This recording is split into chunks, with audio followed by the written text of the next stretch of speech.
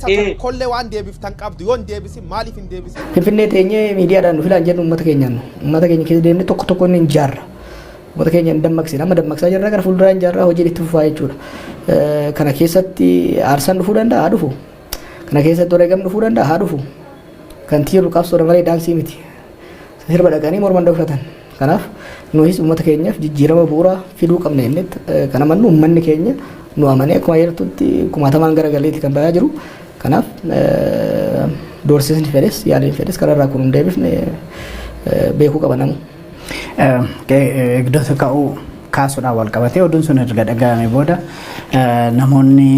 bifa adda addaatiin yaaddoo qaban ibsaa turanii dafteeti kan tasgabbaa kan jette amma gara miidiyaatti baatee namni waa hedduu sirraa eegaa carraa kanatti fayyadamuudhaan maal jettaan warra nu hordofaa jiran. Nagaa jirra ijoolleen nagaa qabu hireen isaanis biyyaas tokkuma ijoolleen kun heera biyya kanaa eegsisuudhaaf seera ittiin leenji'an ogummaa isaaniitiif tarkaanfii gaaf duras kan didanii tarkaanfii shiraasanii oromummaa isaaniitiif ammas itti fufuu asuma turu nagaa qabna shakkii uumaan qabnu hojii keenya idilee kan uummata keenya socho'u itti wafuufnaa jechuudha. Iftaanis gudar dhaqna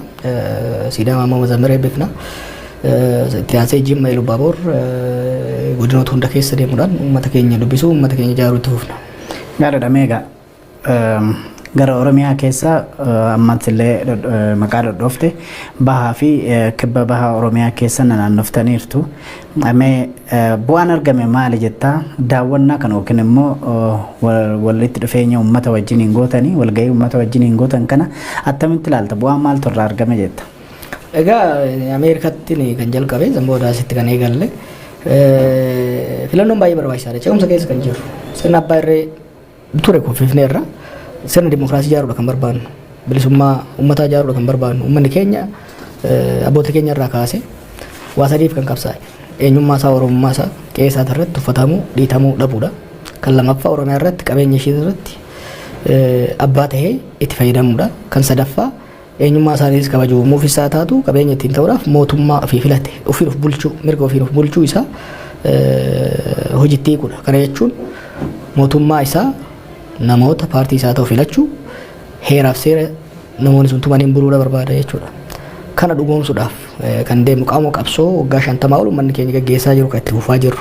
qaama qabsoo waggoota erga nus eegaa umriin qabsoota dabalamnee godhaa jirru kana kanumatti gaggeessuudhaaf kan deemaa jirru duulli amma godhaa jirru kuni